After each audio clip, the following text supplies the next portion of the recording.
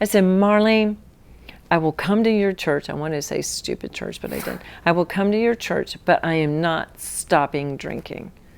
Ooh, what did she say? And she went, oh, that's fine. That's fine. Just come. We don't know how we use grape juice for communion, but we have some Merlot in the pack. Yeah. So, I mean, the story is, I mean, that's what we need to realize is who's walking through our doors in churches or our houses and our people who are struggling.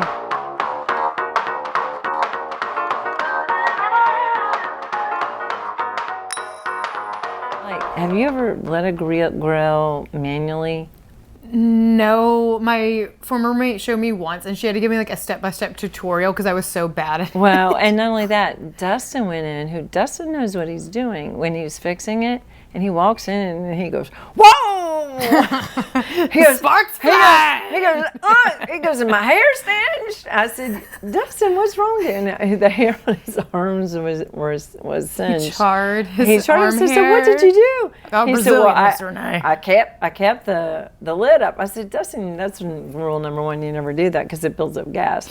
And so anyways, it took a week for me to figure and remember to use those matches. So we had a test drive, but I had him do it first because he's young. So you had him char. And I said, Dustin, don't get singed. And so we did it, and that's why we were able to have that delicious meal because I grilled it all. Renee grilled a bunch of swine and bird and wrapped swine. In and then swine. I also steamed the vegetables on there. It was really good. Yeah, it felt like a very ode to summer kind of meal. It did. You know? It just felt good. And we ate outside with the sisters and had a great time. It was good. Yeah. I always look out your windows when I'm here, the bathroom windows specifically, like in the winter, and I'll see how, like, in the mornings sometimes or evenings you can see the, like the frost on the grass, and I'll think to myself, I'm like, all right, I'm gonna blink and it's all gonna be green again. And I don't know why it always gives me hope looking out your windows because it's beautiful here even in the winter. It really is. But now I'm like, oh, it's summer, and it seems like yesterday I was gazing out the window. I know, but the nice thing is that we get to do our podcast, and then you can go your way, and I'm gonna walk around the farm and where Dustin cuts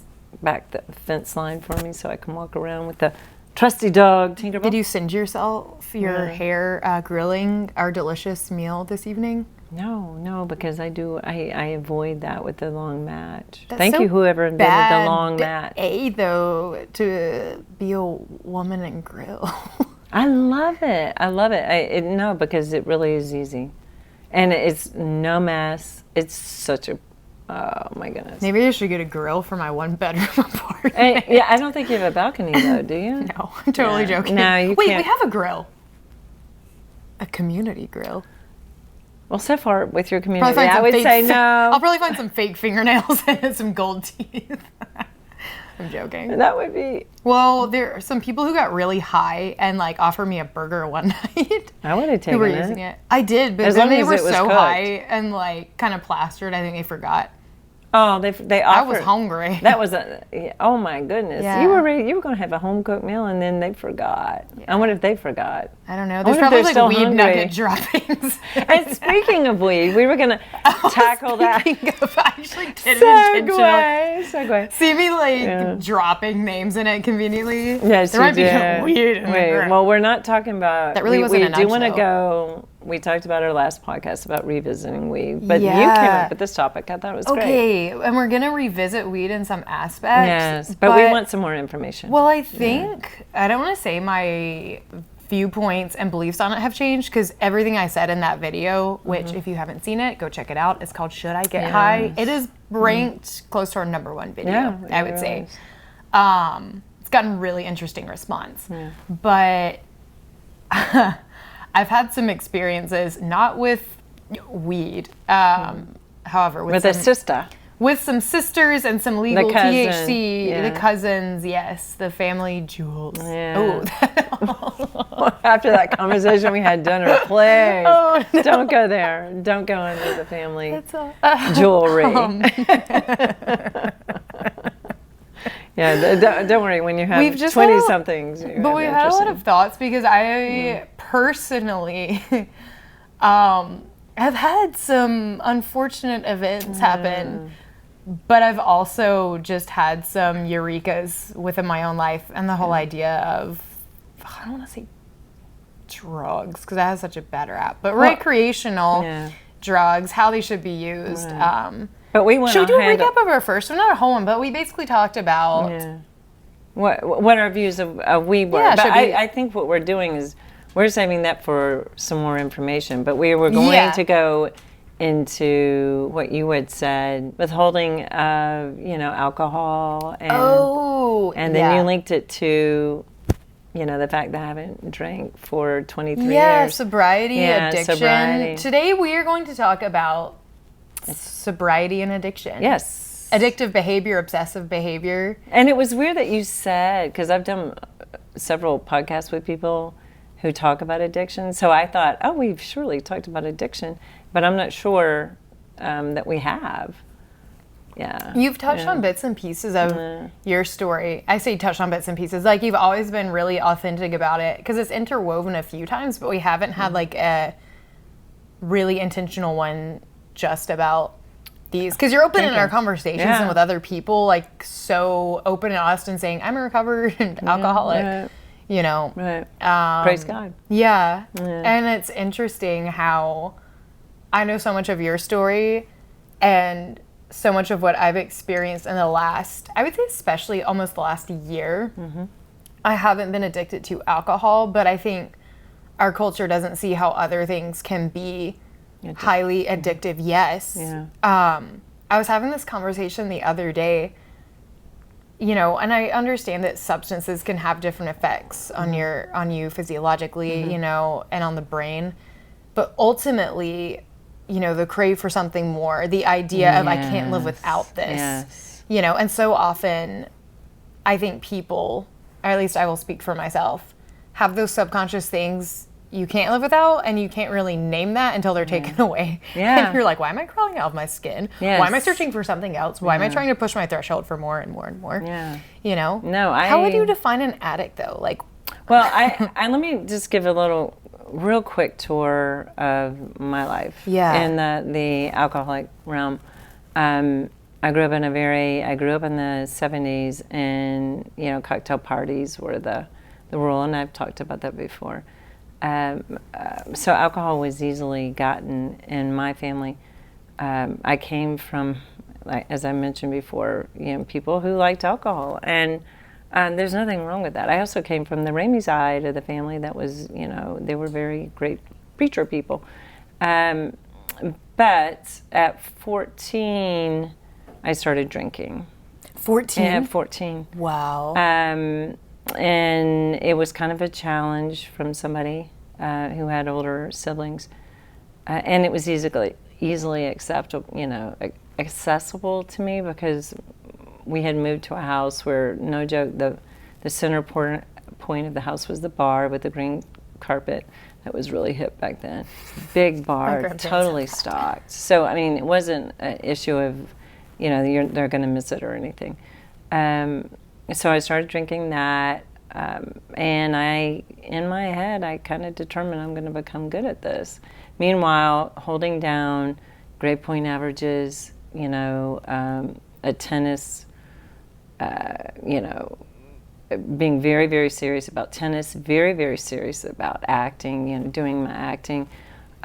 Were you addicted at this point, or was it just proposed as like a party challenge, and you thought, I'm going to push that? I started drinking pretty regularly, and when I did, I think I gave it a break after that, and then I went on I was invited with a group of friends to go tubing to down a river, and my parents had said, they gave me a timeline, get home by this time, and so I wasn't worried about it at that point because everything was going well, but the river was really lazy. It was not moving as fast, and they were drinking, and I just finally just went, okay, this is, I'm not going to be able to make it home in time. So I just picked up, I drank a full beer. The other time it had been a half beer. And I remember getting out of the tube and just staring at the ground and staring all around me, and I could see everything really sharp and clear for the first time. It was like my eyesight was refined. And of course my feet were not as stable, I was walking on rocks. But I really, and this is what we talk about in recovery, I really enjoyed the effects produced by alcohol. It made me feel light and easy. I wasn't concerned about being late, even though when it wore off I was. And what they'll talk about in AA is that you always, always, always try to go back to that first high. And that's why you keep trying, and you keep trying, and you keep trying, because it's this mythical, wonderful thing that you felt for the first time. It's almost like people who crave, first-time sex with different people, and that's it. You crave that first time, and you can never get back there. So I would drink to black out all the time. Drink to black out. You would black out? I would black out, and wow. people would, but I maintained grades. The only thing is I would come in late. My parents did not know what to do with me. But did they know you were drinking? Or did you hide it? I don't think they couldn't. But I remember crawling up the stairs to my bedroom. I was so drunk. And, it was, back then, they weren't carding as much, or you would have older friends, or you would have older siblings. So I drank only on weekends, and then I was a student, an actress, a tennis player.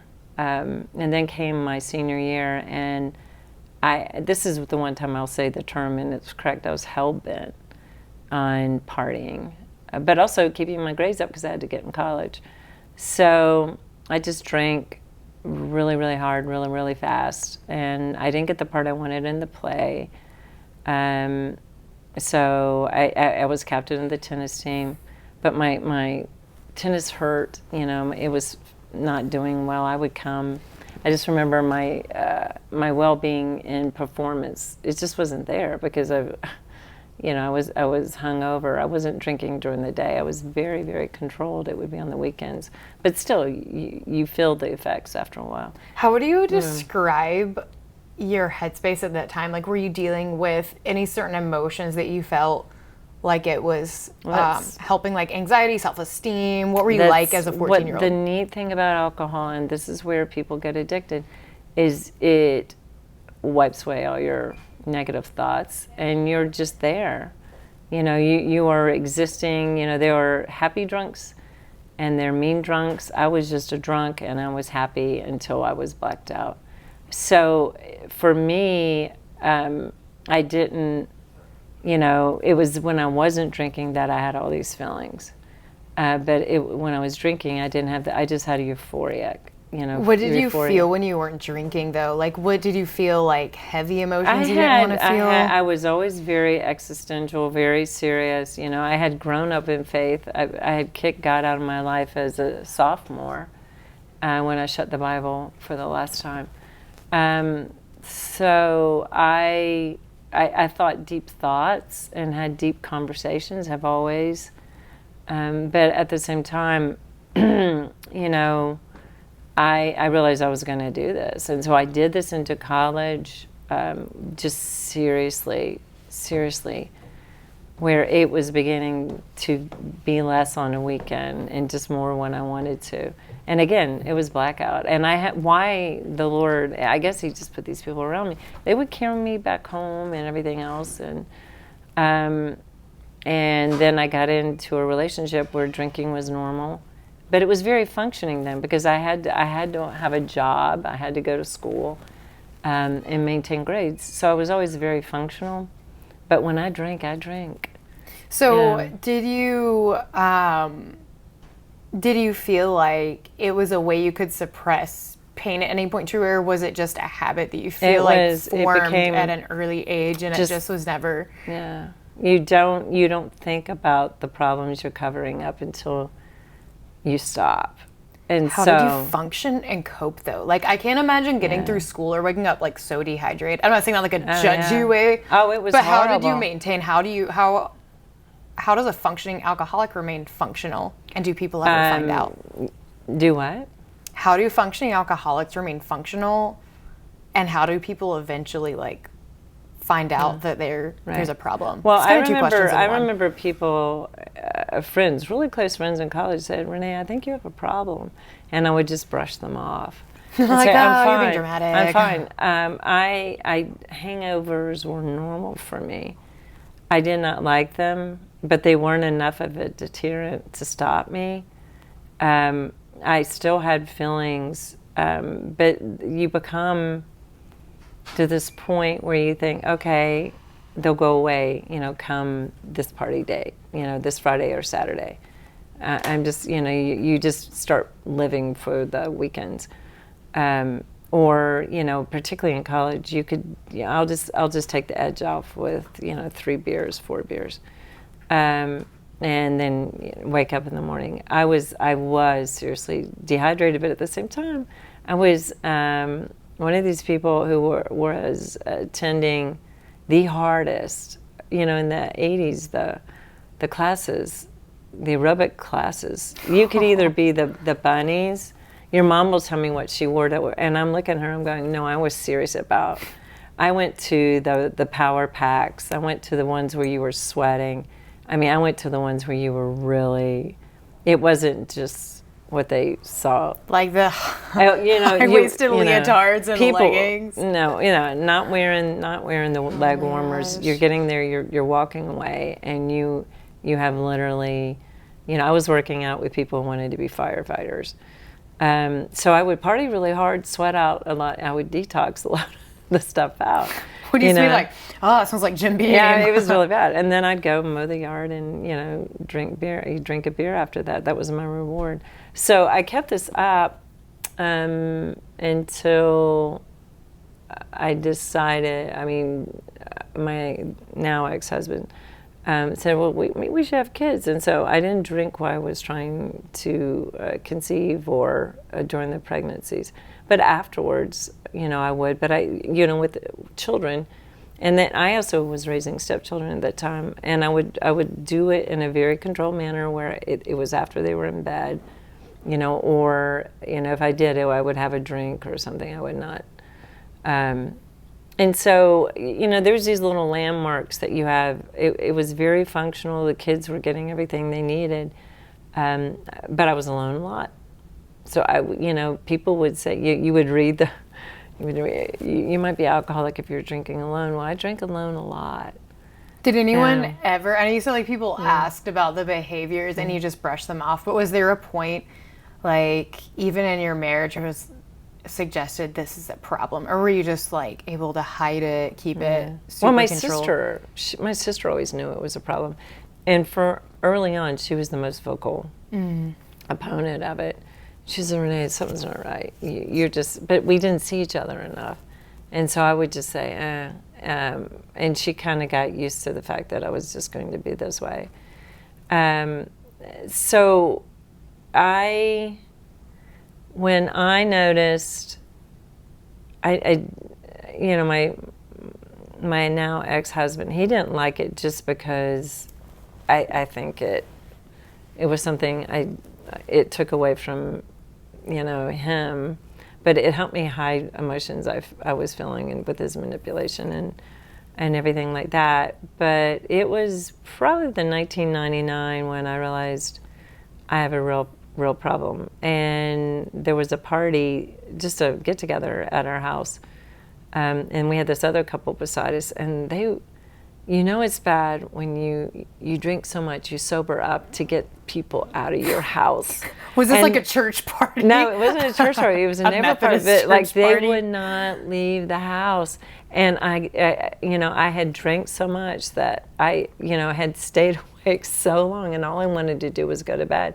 That I was tucking their kids in next door, and I was like, it's really late, and they wouldn't leave, and then there was some things that were said, and I'm going, this is really ugly when you watch it. This is really ugly, and it's not. So you were life-giving. sober watching fellow. Yeah. Well, I know I had shite-faced sobered people. up. I had been totally I had totally embarrassed myself in front of my stepchildren, and my children, and I felt very embarrassed because I was lit. You know, it was 1999. We were supposed to. The world was going The turn to of the end. century. So the best thing to do is not be there for your kids when the world is going to end, right? You know, it's not really logical.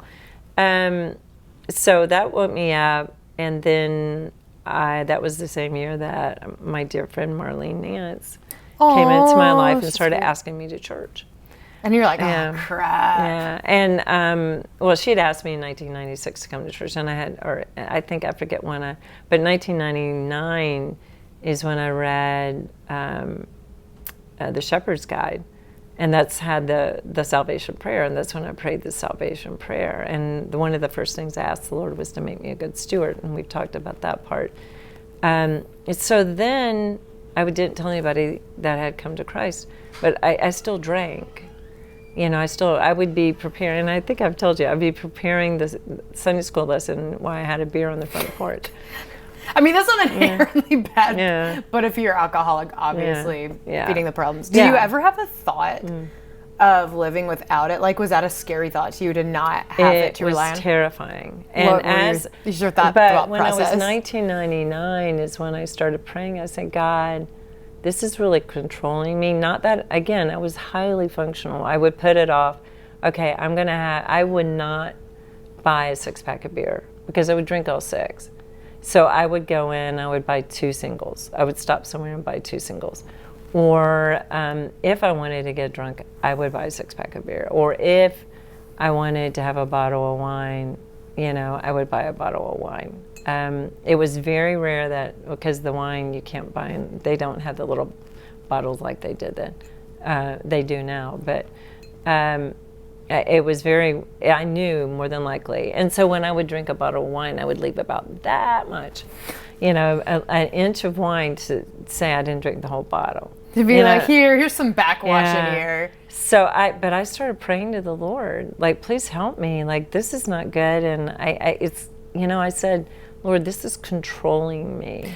Ooh, that's what I was wondering in the back of my head. Like, did you feel like it added a source of structure to everything else in your life, or make you feel stable to a degree? I didn't know until I kept praying. And then it took me 2 years. And one morning, I just woke up. And it was like God, you know, just pecking on my shoulder. It was August 14th, 2001. And it was a peck on my shoulder. And it was like, Renee, honey, you can stop now.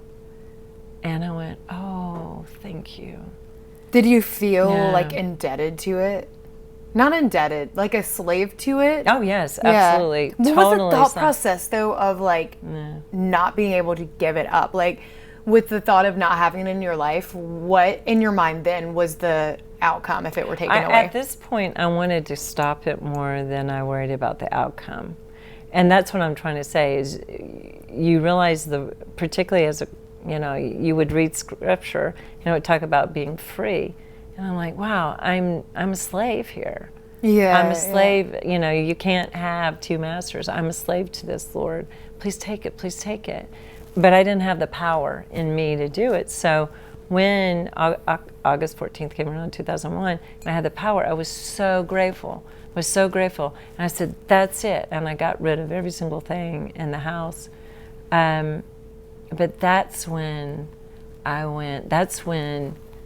what they say in AA is whenever you started drinking.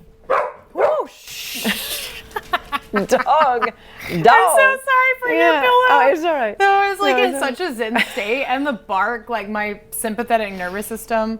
Okay, now let me try to get back. So that's when I woke up and I realized, I went, oh no, all the feelings. So in AA, this is where we start. AA said, where you've started drinking is where you are emotionally. Ooh. So, I mean, I was thinking, and so I would listen to them, and I was like, I'm 14 years old. Well, and there was and I don't know really if that's true or not. However, I knew all of a sudden I was feeling feelings I have not felt as a grown woman, because I was 39 at that time. And I was like, why am I feeling this way? So the itchy, scratchy started after I stopped drinking, because I had drank so long. Like the withdrawal? It had anesthetized, and it was emotional. It wasn't a physical withdrawal. But because I had slowly started to taper off. I mean, again, it was very functional. Plus, I'd had a doctor's report that says, hello, your liver functions are up. And I'm like, I have been drinking for 24, 25 years.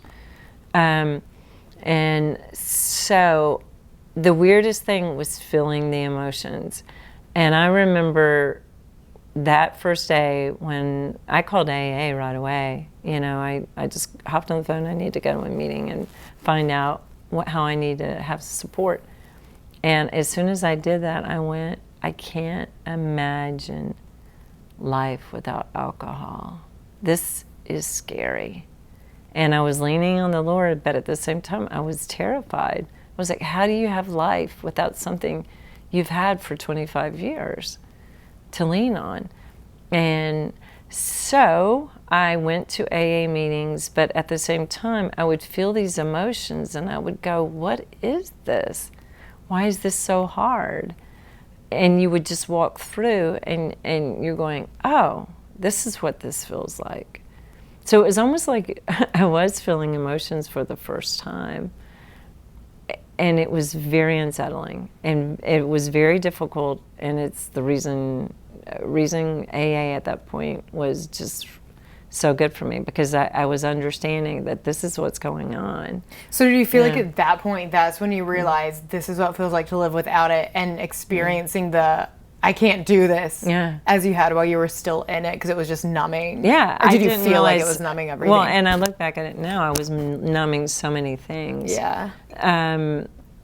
Just heartaches and just carrying them all. And, they do a great thing. They do an inventory where you get to just blurt out on paper all the stuff that you've been doing, and the wrongs you did to others and that others have done to you. Ooh. You read that out loud?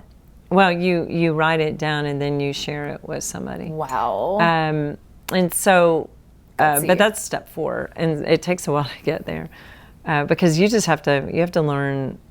Step 1 is that you're powerless over this thing. And I mean, I could say that unequivocally. I was powerless over this. But the only thing I had going that some people did not was I heard the Lord's voice saying, you can stop now. And I'm like, thank you. And I'd been praying. So I knew that I was going to have to go walk through these really hard roads. And the Psalms came in really handy, because, I mean, I got to read about people's emotions, and I started paying attention to it. And they would tell you, fill your time with things, because you're going to fill it up with something else if you don't. So, the exercise was good that I was doing. I had started journaling at some point, so I kept journaling. And so you do all these healthy things to try to do it. But you meet with other people who are going through it, and that really helped. But it was amazing to me to wake up at 39 and have emotions. I would look at them as like strange things, like, oh, this is what heartbreak feels like. This is what, loss feels like. Whereas before, you don't realize how numbing, your addiction of choice is. Did you experience one more predominantly over another, like depression, anger, etc., sadness? One that you felt like was the hardest, or that occupied more of your mind? I would say I've always been more, definitely sad about things. Why were things like this? Why are things like this? I just always had felt things deeply.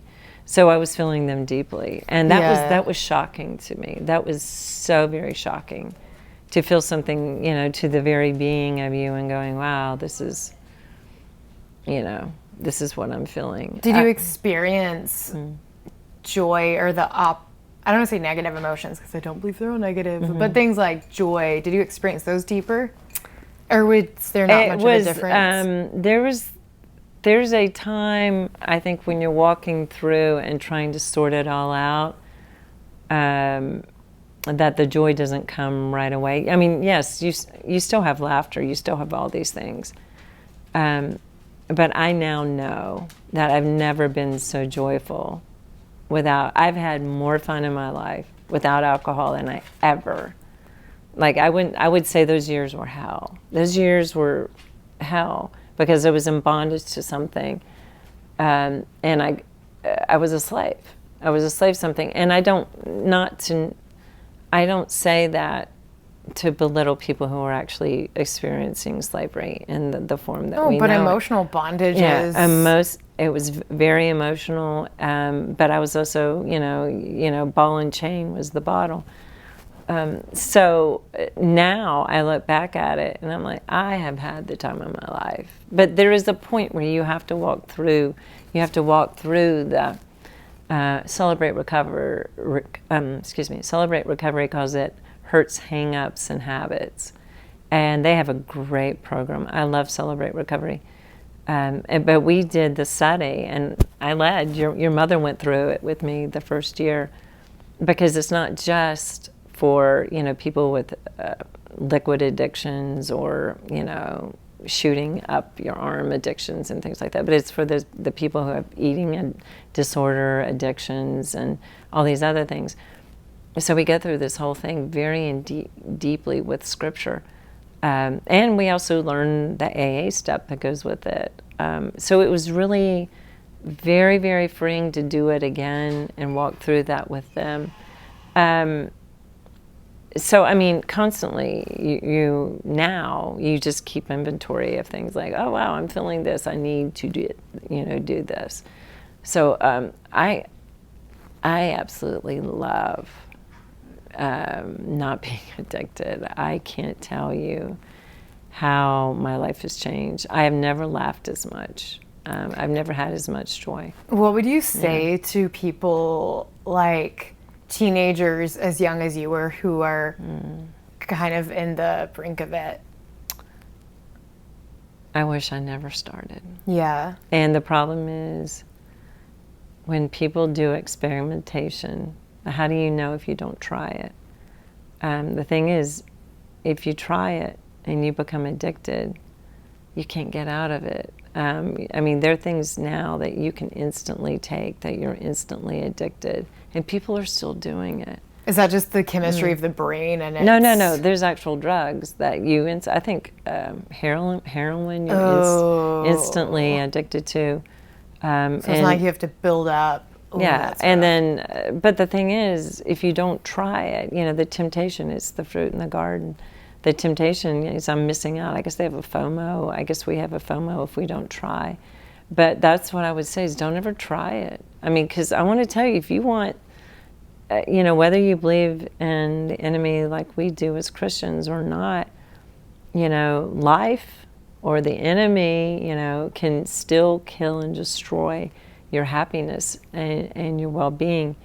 But, Christ he's come to give us, abundant joy and life in its fullest. And the thing is, I don't want the enemy to take more ground.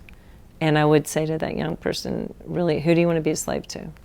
Do you think that a lot of people say that they're just going to have one more? And was that ever you? Like, did you ever... I always said that. Yeah. Were you like, okay, this is going to be the last? It was interesting because when I quit, my family was shocked. My family was literally shocked. And I think they were all thinking, this is going to wear off.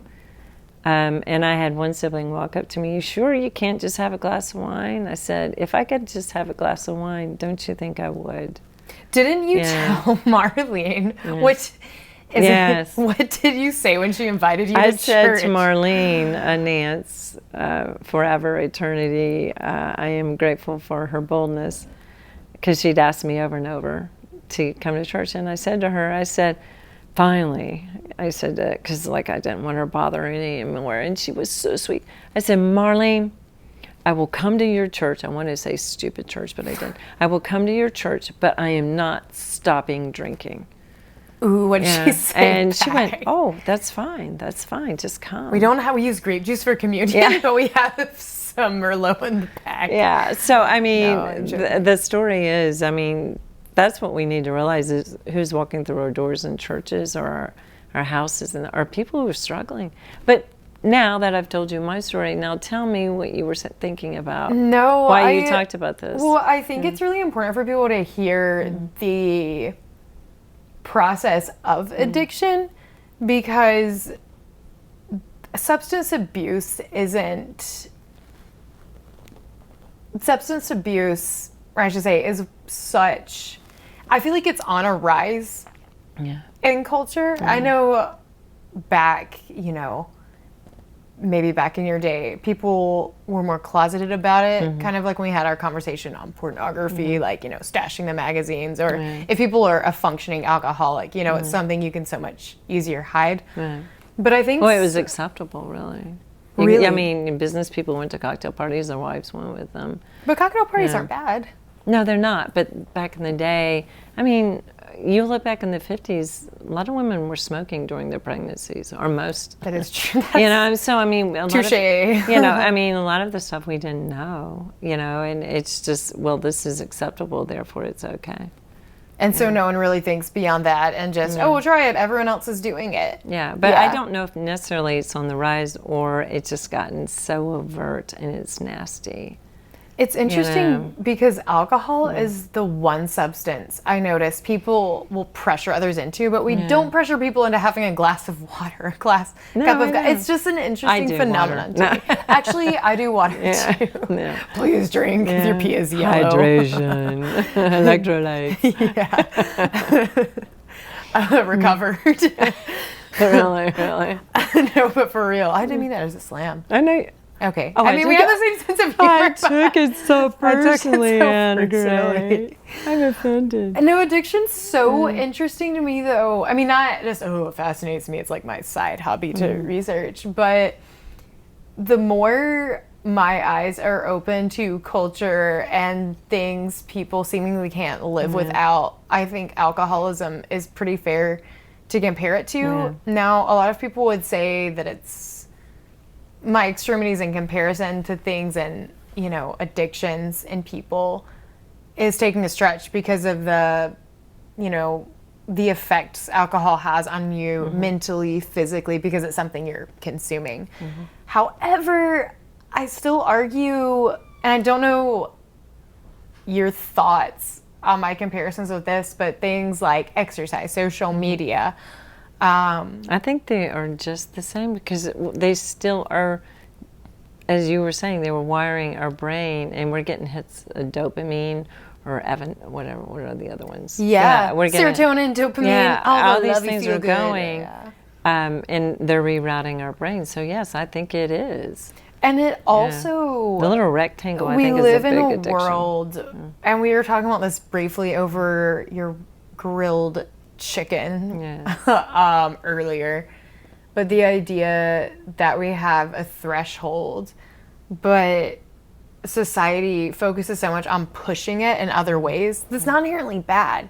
But I just look at sports, for example, or we both come from the theatrical acting background where going into the characters and a lot like Meisner technique, Strasberg, which now I'm like, how mentally healthy are they? Do we have psychological updates on those? Seriously. That's actually another good podcast. That would be a great For one. real. Like, I feel kind of brainwashed right now, but pushing you so far into your character, into the role, literally role playing. Ledger. That's all we need to say. No, for sure. And you just look at how there are all of these really good things that we have, including alcohol, And I know it's the Christian thing to say, oh, well, Jesus turned water into wine. And that's sometimes people's only argument for validating it and rationalizing it. But we also have the same power to make really good things evil when it's used in consumption. And I think when we have that mindset of,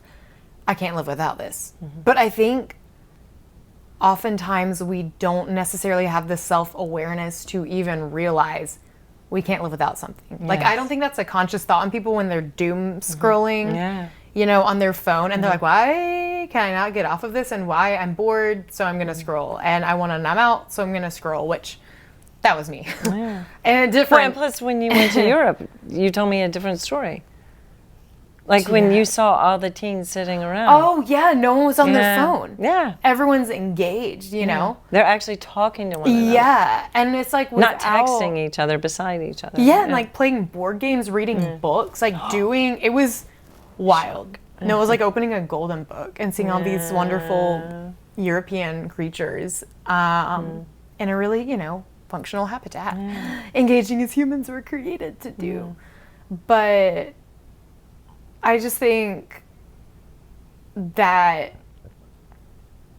so many things we have that are wonderful outlets, tools, you know, things that are even passions or things that we feel bring us self-worth or character are used in such consumption that it causes us to push this threshold in ourselves that perhaps should not be stretched as far as it should. I know we were talking about Ted Bundy and these mass murderers like doing heinous things to their victims. But you think about it, like we're all so capable. I'm not saying I'm getting to that point, though. Yeah, we are.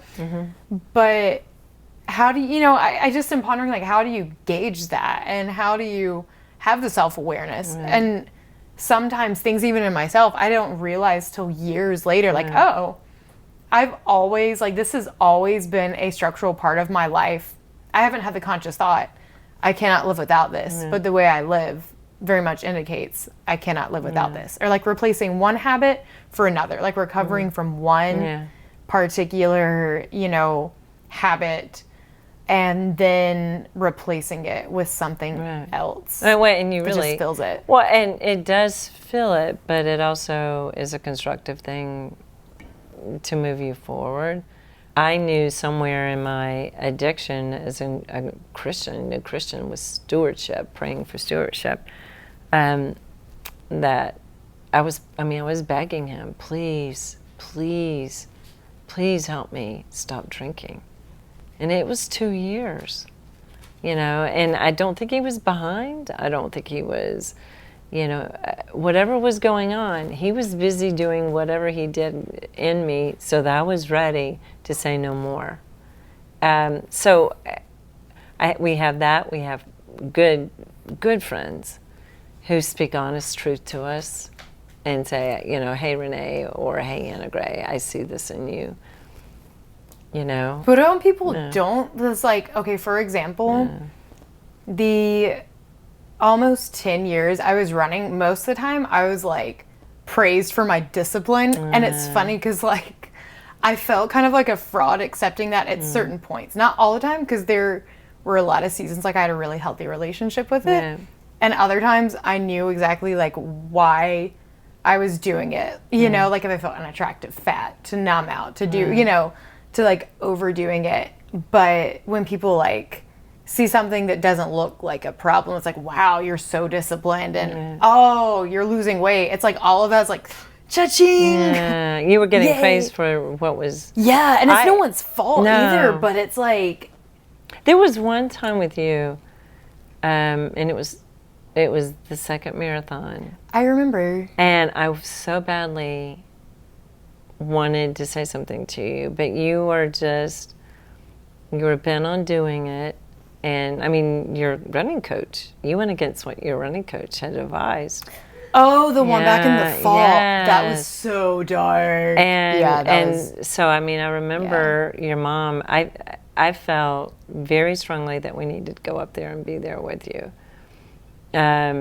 Because so the third marathon. Yeah, it was the third marathon. Sorry, I'm going from my first ever one. Yeah. Okay, so the fall one. Yeah. Oh, the one on the trail. Yes, and I was really, really concerned about that.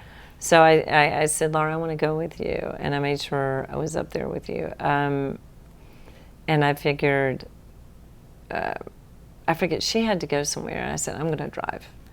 And so that's how we ended up in my car. Because you guys came to, okay. Yeah, and so that was the one time I went, there's something here that needs to, yeah, but I think you came around to it eventually. Yeah, and that was interesting because that was just a few months ago. Yeah. And it's interesting because, like, to paint the perspective to our viewers, I ran a marathon, and this is to be like, oh, here's how many marathons I ran. Just to be like, here's how your mindset towards one thing can so easily go another direction, if that makes sense. Because I had my October marathon where I was already struggling. I ran it having the start of an Achilles injury, but I was like, I'm not dropping out at 5. I'm going to finish it. And to prove that I could get the time I was wanting, and then insert marathon in March, still didn't get the time I wanted. I was also in a relationship. We broke up 2 days before, which we talk about on our podcast with Michelle Gallimore. Check it out. And I also was like, no, I'm not going to let a breakup rob me of this thing I've trained so hard for. So that was run on fumes. But then, literally the day after that marathon, and I really thought, I'm like, okay, I've kept myself healthy. Like, I'm actually thinking this is a very manageable, sane idea. Usually you should take at least a month to recover after like one marathon. So this would be 3 marathons in 5 months, which unless you're an elite training athlete with strict physical therapy and a very, very strict protocol, all the bells and whistles, it's not advisable. It's not advisable, which my run coach, he said that very clearly. His first words, because I texted him the day after, because I was so bummed, and I was checked out emotionally because I still was kind of in shell shock from the breakup. Yeah, that was very shocking to me. It was, I think... It went from yes to no, and I'm like, what happened? And a large part of that, I realized so much within myself, like, I don't know, that came out that 2 days before that, like, I don't know, I almost had to process that, like, why did I react that kind of dry? Like, why didn't I wait till after, or like, but I was still in absolute shell shock, and I texted him, like, the day after the marathon, and I said, hey, Tobacco Road in Cary is in 2 weeks, and I said, I'm really barely sore, and I wasn't lying, like, Myrtle Beach was flat, I was feeling pretty good, I think I was, like, just emotionally wrecked, so I was really feeling like nothing at all. But yeah, he said, I really don't think that's a good idea. And then I think the next day you went out and ran. I gave myself, maybe I did. It was not long. It wasn't long after. It wasn't. And I'm going, and I am thinking, oh no. Because I remember you saying, I feel really good. I'm going to go run. And I'm like, this doesn't make sense when she tells me she has to recover. Yeah, you're like, the line's like not quite matching up. No. And I think a large part of that, I know, was to prove to myself that I didn't want anything to have like power over me, which I thought in my mind at that point, like, oh, I'm going to do this like really bold thing just for myself. I'm going to show up and I knew, I'm like, if no one even comes to support, which I totally understood. Like I told Mom, it's like, hey, no pressure, but I'm going to go run 26.2 miles on this dirt trail in Cary. Because I was super pissed that I didn't get my qualifying Boston time, as I was like, I'm so close. If all the emotional and you didn't crap, get the guy, like if the crap didn't happen before, I could have done this. And my headspace was just not, and I was dealing just with a lot of like past voices, like how you refer to the 14-year-old. I'm like, ooh, my like 17-year-old version that. Which I don't know if my 17-year-old version would have even done that. But I ran that marathon almost.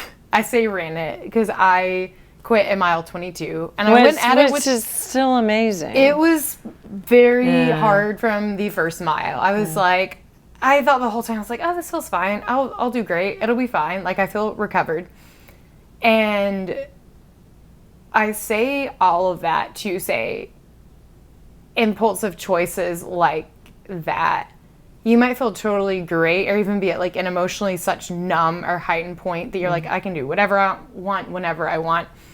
But then shortly after, like when my body started to, actually adapt and come off of stress, because like that's what it was living on for those 2 weeks. And I think it's what helped me get through that breakup too. Not get through it, but it forced me to eat, whereas normally I would just like drop weight right after a breakup because I can't, nothing matters, dropping everything. So like doing another one forced me to sleep, forced me to eat, forced me to stay active, and also gave me this idea that I had some sort of purpose I was still like living for. But I think you were definitely afraid of how you would spiral down after this. It really was, because after, you know, experiencing a breakup 2 days before a marathon, that's like a lot to process, and those 2 weeks are the most raw. But I felt like I almost processed it like a guy, because usually they just like distract themselves, stay busy, and watch football games. No, but for almost 2 months, that's what I did. Like, or at least for a month. I mean, I was still trying to do purposeful things, but running was like the one part that I really didn't think anything I was doing was a problem, even though in October I also had an injury right after a marathon, and the idea of not being able to run made me feel this fear of I'm gonna gain weight, I cannot gain weight, if I gain weight then every obsessive like voice from the past and just who I used to be, who I didn't want to be, I felt like was the voices that had become whispers were so loud, you know, and this was like several months, you know, before the back-to-back marathons. This was recovering after the fall one that I trained for really well, but I was injured, and it was like I did not even realize I had dropped any sort of weight. And I mean, I wasn't like rail thin. But no, you were very, because I remember saying something. I remember that too. I said, Anna Gray, I'm worried about you. I remember there was one other friend, because I genuinely saw zero difference whatsoever, who was like, wait, where did the rest of you go? And I was like, I don't, like, genuinely, I don't know what I see or don't see, but I remember having this just, like, deep fear, like, okay, if I can't run, then I'm going to lose my body shape. I'm going to gain fat on my body. And I'm like, wait, this whole time, it's like the devil and angel on your shoulder, where one is saying, those are the voices of the past. You have long recovered from all this, and you're sabotaging, like, you know, eating habits and over-exercising your brains out.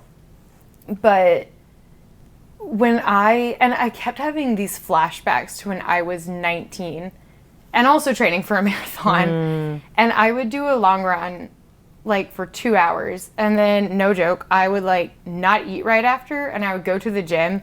I would get on the elliptical for like 30 to 45 more minutes, and then I would refuel. And I was like, it was a stupid, like, it makes no sense. But I thought, okay, the more I do, the more I'll like shed to feel like I'm skinny enough. Because that was kind of the runner's body. You would always often talk about how the runner's body it was that, but like in high school, I hit puberty so late, and so I felt almost like being skinny became my survival and kind of identity, because I didn't care about my body image so much in high school, ironically, but people would call me like skinny gray or ask me to my face like, are you anorexic, and ask these things, but I genuinely was just like really thin. And you really were. And I didn't eat, like, I always had a weird relationship like with food, exercise, like honestly ever since being really young, but I didn't realize this is really a problem until the October marathon, where people were like commenting on my weight after. I'm like, I don't see any of this, even though I'm like, in my mind, I knew like, okay, I'm restricting more than I usually do, and I'm like on the bike every single day because I'm so paranoid of like gaining pounds. And so going into these 2 back-to-back marathons, I feel like a lot of people probably saw it as like, that is like so brave and ballsy. And maybe, I don't know. That's something I still am like, was that a good idea or was that not? Because as I've sat out like not being able to run for the last month, it has made me realize so much of why I do what I do, if that Well, makes sense. maybe you needed to do it to get to where you are now. Yeah. Because, I also developed another injury. I mean, it's not like crippling, but no dancing, no running. But I think you also had more of awareness than, I mean, the injury was definitely there, but you really woke up to, wow. So explain a little bit what you've been talking to me about, because that was really eye-opening. So as in like taking the hiatus from it? Yes, from so many things. Well, I realized that like running has been for me, I think what the bottle was for you, which sounds really, really extreme. And like maybe it is, but I had this, well, actually, much like how you describe when you put down the bottle, you felt everything. I related so deeply, like mentally, when you said that. I was like, yeah, that's exactly what it felt like the first week. I remember you were saying you were like itching and crawling out of your skin kind of thing. Yeah. Which sounds ridiculous, but like, and I tried to do other things. I'm like, I will dance. I'll keep like learning more tango. And I will, ride my road bike and all these things. But nothing quite scratched the itch like running did, because my full body feels engaged. I feel like I'm sweating full body. It's like this mental hang up I have of like, I need to feel like my full body is doing something. Otherwise I'm like, I'm gonna, it's just it's a weird thing. But yeah, like I decided to quit for at least a month and maybe longer, which doesn't sound like this great, noble task, but I've never actually in the last 10 years taken like this kind of time off from running a single mile. I mean, that is huge. Because I mean, even after a marathon, like you can still run like really easy light miles. I think the thing about addictions is they do take us down a road of dependency, and I like the way you put it.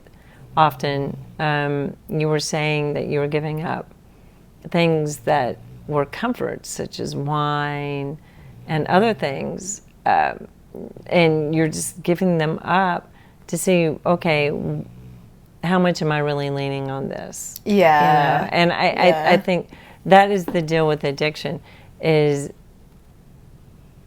awakening to the point, and it's a really gracious thing when you waken up you waking up to the idea that you have a problem. And that there's a solution for it, but it is hard work to battle through it, and I think you're experiencing that on a level, and I think we just keep walking forward. I mean, the moral of this story is self-awareness. Self-awareness, but I think the neat thing is that we have all these tools that, as Christians, the Holy Spirit speaks to us. He sends great friends, the ability to, isn't it weird where we need to almost be moved into a state of having a tibialis, whatever you were doing, a pain such as that, to stop doing what we're doing long enough to see that we have a problem. Because it's like sometimes until you have literally this like slap in the face to where you can't do it. Yeah. Because it's like, I think we can push our threshold to try and do things or try other things. And we're always looking. CBD, legal THC. And then those don't work, or you have really bad experiences. Well, and I think I just thought about it. I think that thing about what they say is that you're always trying to experience that first high, whether it's running, whether it's alcohol, whether it's eating, whether it's binging. It is a shadow, and it's a false shadow. It's a false idol of what our hearts are really yearning for, is that empty space in our heart that only God can fill. That, we're going to have a wonderful time in eternity on the new heavens and new earth. But we're always looking to fulfill it through this world. And it's not going to be fulfilled. And I think we're trying to find things to fulfill, replace God with, really. Don't you think? No, I would agree. Yeah, I think the moral of this story is... feel like there's so much. And I always like pawn it off on you because I literally never know how to wrap it up. I probably should have an idea of the moral of the story. I think it is. I think so good. Is so to be bad. grateful that God speaks to us. Yeah. And other people speak to us, and that at the right time we have ears to hear and eyes to see. I would. Touche. Hey, I'm Renee Leonard Kennedy. And I am Anna Grace Smith. And we make up Moral Tea Podcast. Yes, we're so glad that you're listening to us, and we want to encourage you to like and subscribe at Moral Tea Podcast on YouTube, at pray.com, and Instagram at Moral Tea Podcast. Yes. We will catch you every Monday. Bye. Peace.